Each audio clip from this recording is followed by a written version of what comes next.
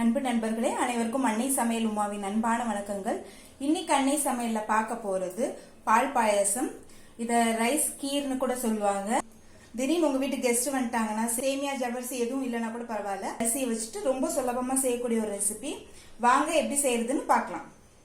முதல்ல கடாயில கொஞ்சமா நெய் சேர்த்துக்கலாம். கொஞ்சம் முந்திரியை நல்லா கலர் மாறுற வரைக்கும் வறுத்துக்கலாம்.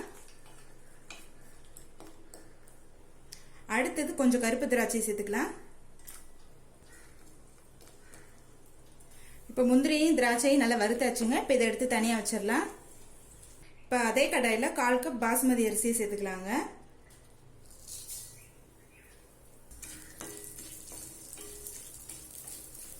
பாஸ்மதி அரிசியை ஏற்கனவே நான் கழுவி ஈரம் போக நல்லா காய வச்சாச்சு. நீங்கள் விருப்பப்பட்டா வேற அரிசி கூட போட்டுக்கோங்க. பாஸ்மதி அரிசி யூஸ் பண்ணி பால் பாயசம் பண்ணீங்கன்னா டேஸ்ட் ரொம்ப நல்லா வருங்க. 1 நிமிஷம் வரைக்கும் அரிசி நல்லா வறுத்துக்கலாங்க. இப்படி நெய்யிலே அரிசியை வறுக்கிறதுனால நல்ல வாசனையா இருக்கும். அரிசி வறுக்கும் போது கலர் மாறாம வறுக்கணுங்க. இப்ப அரிசியை நல்லா வறுத்தாச்சுங்க. இப்ப அரிசியை மிக்சியில கோர்ஸா அரைச்சுக்கலாம். அரிசியை இது மாதிரி கோர்ஸா அரைச்சுக்கோங்க. அதாவது ரவையை விட கொஞ்சம் பெரிய சைஸ்ல இருக்கணும். இப்போ அடுத்து அரிசியை வேக வைக்க ஆரம்பிச்சிடலாங்க. இப்போ அரிசியை நான் குக்கரில் வேக வைக்க போகிறேங்க. கடாயில் பண்ணிங்கன்னா ரொம்ப டைம் ஆகும். இப்போ 1 கப் தண்ணி சேர்த்துக்கலாம். இப்போ அடுத்து அரிசி சேர்த்துக்கலாங்க. இப்போ அடுத்து 1/2 கப் பால் சேர்த்துக்கலாங்க. இப்போ மூடி போட்டு குக்கர்லேருந்து 3 விசில் வந்தோடனே இறக்கி வச்சிடலாங்க. இப்போ குக்கர்லேருந்து 3 விசில் வந்துருச்சுங்க. அரிசி நல்லா வெந்துருச்சு. இப்போ அது ஒரு கடாய்க்கு மாற்றிடலாம். இப்போ வேக வச்ச அரிசியை கடாய்க்கு மாற்றியாச்சு. இப்போ இது கூடவே 4 கப் பால் சேர்த்துக்கலாம்.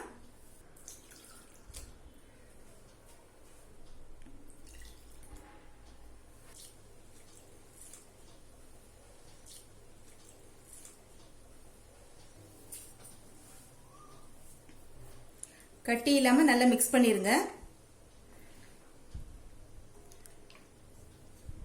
பாயாசம் ரொம்ப திக்காவும் இருக்கக்கூடாதுங்க, அதே நேரத்தில் ரொம்ப தண்ணியாவும் இருக்கக்கூடாது. பால் திக்கா இருந்தா பாயாசம் டேஸ்ட் ரொம்ப நல்லா இருக்குங்க. நான் 1 லிட்டர் பால் எடுத்திருக்கேன். நீங்க விருப்பப்பட்டீங்கன்னா கடாயிலே கூட வேக வச்சுக்கலாம். அரிசியை கடாயில வேக வச்சீங்கன்னா 20 நிமிஷம் ஆயிடும். பால் சேர்த்துட்டு 5 நிமிஷம் மீடியம் ஃப்ளேம்லேயே இருக்கட்டும். அடிபிடிக்காம இருக்க கிளறி விட்டுக்கிட்டே இருங்க. இப்போ பால் சேர்த்துட்டு 5 நிமிஷம் ஆயிடுச்சுங்க. இப்போ 1/2 கப் சர்க்கரை சேர்த்துக்கலாங்க.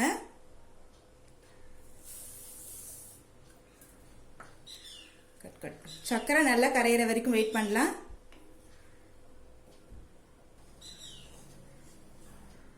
இப்போ அடுத்து 3 ஏலக்காயை தட்டி போட்டுக்கலாங்க.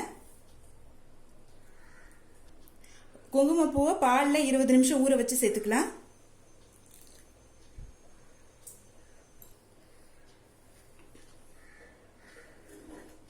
குங்குமம் விருப்பப்பட்டா சேர்த்துக்கலாம், இல்லைன்னா வேண்டாம்.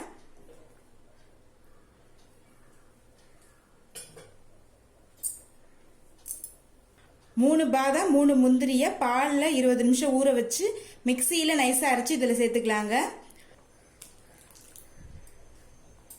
பாதாமி முந்திரி இப்படி அரைச்சு சேர்க்கறதுனால பாயசம் டேஸ்ட் ரொம்ப நல்லா இருக்குங்க. சர்க்கரை நான் 1/2 கப் சேர்த்துருக்கேன். நீங்கள் விருப்பப்பட்டீங்கன்னா கொஞ்சம் கம்மியாவோ இல்லை அதிகமாகவோ போட்டுக்கலாம். இப்போ எல்லாத்தையும் சேர்த்துட்டு 5 நிமிஷம் ஸ்லோலே இருக்கட்டும்.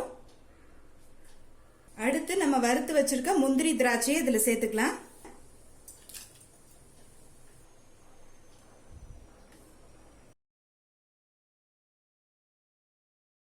இப்போ சுவையான பால் பாயசம் ரெடி ஆயிடுச்சுங்க. பால் பாயசத்தை ட்ரை பண்ணி பாருங்க, கண்டிப்பா உங்களுக்கே பிடிக்கும். ரெசிபி பிடிச்சிருந்ததுன்னா வீடியோவை லைக் பண்ணுங்க, கமெண்ட் பண்ணுங்க, ஷேர் பண்ணுங்க. இதுவரைக்கும் அன்னை சமையல் சேனலை சப்ஸ்கிரைப் பண்ணலன்னா சப்ஸ்கிரைப் பண்ணுங்க. தேங்க்யூ.